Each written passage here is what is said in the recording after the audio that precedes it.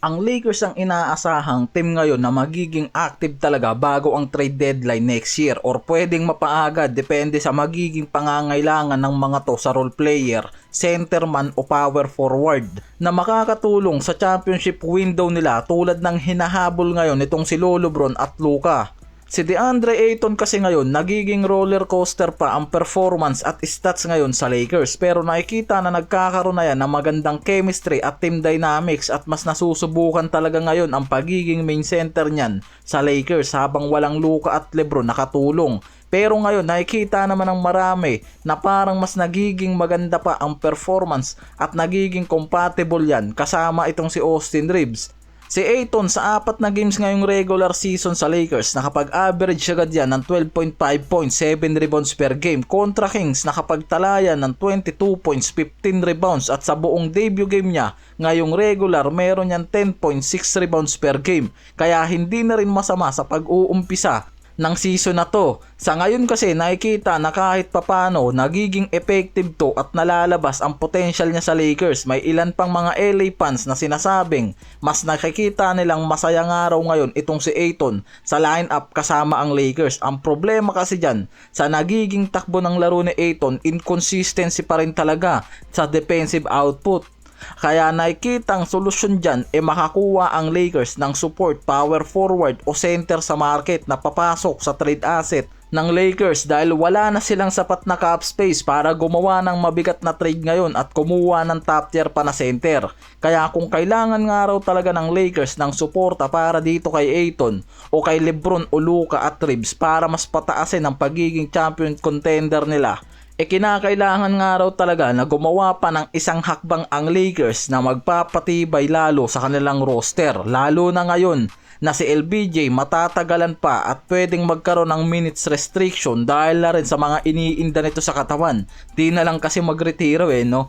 Kailangan talaga ng Lakers ng support sa core para kay Luka at Reeves. Sinasabi ni Greg Stewart na NBA analyst, ang Lakers yung isa sa ideal na trade niyan sa starting forward talaga si Mark Cannon dahil yan mismo ang nakikitang magiging perfect fit dito kay Luka Doncic. Ang problema lang dyan, malaki masyado yung contract pero sa report handa na ang Jazz na ibigay sa trade itong si Lauri Markkanen kung magiging sapat ang trade offer ng Lakers para dyan. Dahil si Markkanen ngayon nasa unang taon na ng malaking contract niya na humigit kumulang 195.9 million para sa 4 years. Kailangan ng asset cost at trade package ng Lakers para makuha siya. Pwedeng kailanganin rin talaga ng Lakers na magsakripisyo ng mas malaking assets, players, first round picks at ibang young player. Tulad ng nasa report sinasabi na mahihirapan talaga makuha ng Lakers itong si Lauri Markkanen sa package kung hindi kasama si Austin Reeves dahil limitado ang picks nila.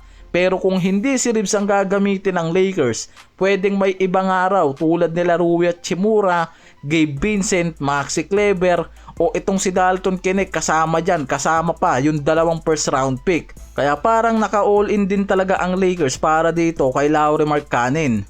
Pero syempre, depende pa rin dyan kung masasatisfied talaga ang Utah Jazz sa offer na yan ng Lakers o habulin talaga nila itong si Austin Reeves lalo na ngayon na sobrang ganda ng nagiging performance niyan at yan ngayon malamang ang pinag-iisipan ng front office kung magiging sapat si Lauri Markkanen kung sakali man na gamitin nila si Austin Reeves kasama sa trade package. Pero nakikita ako ngayon na parang malabong galawin ng front office itong si Austin Reeves sa roster ng Lakers lalo na ngayon na nakikitang nagiging effective to lalo na kung ang Lakers walang Luka at LeBron sa lineup.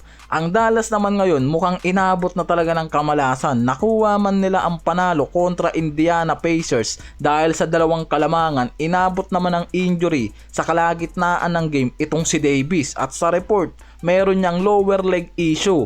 Bago ang laro kasi nakalista siya bilang available na sa injury report pero may nakalista dyan na bilateral Achilles kaya may restriction pa rin yan sa game na yan. Gumawa siya ng jumper sa kaliwang baseline, mismo dyan niya naramdaman yung problema kaya bumagal at lumabas yan sa game diretso sa locker room. Meron lang yan 7 minutes, 4 points, 4 rebounds sa game. Given na rin kasi talaga yung injury dito kay Davis kahit nung nasa Lakers pa yan. May mga history na talaga sa injury. Kailangan nga raw talaga dito ng mas maingat sa playing minute at load kung gusto talaga nito na makaiwas sa injury ngayong season.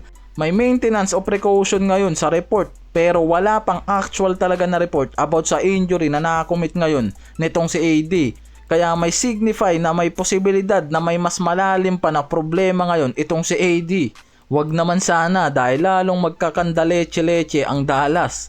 Walang Kyrie tapos ngayon inabot pa ng injury itong si Davis. Hindi rin ganong kaganda ang nilalaro nitong si Thompson. Meron silang plug na kahit paano naaasahan. Pero ngayon medyo nawawala ang mataas na expectation sa Dallas dahil sa nagiging problema nila sa sistema, injured player. Meron silang 2 to 3 sa standing pero bumabagsak ang team dynamics nila mula sa depensa hanggang opensa. Mas nagiging problema nila ngayon yan sa run nila kaya kailangan nga raw na makabalik agad yung mga to ngayon sa Western habang maaga pa. Kailangan nga raw na merong mag-step up at makabalik agad yung mga core nito.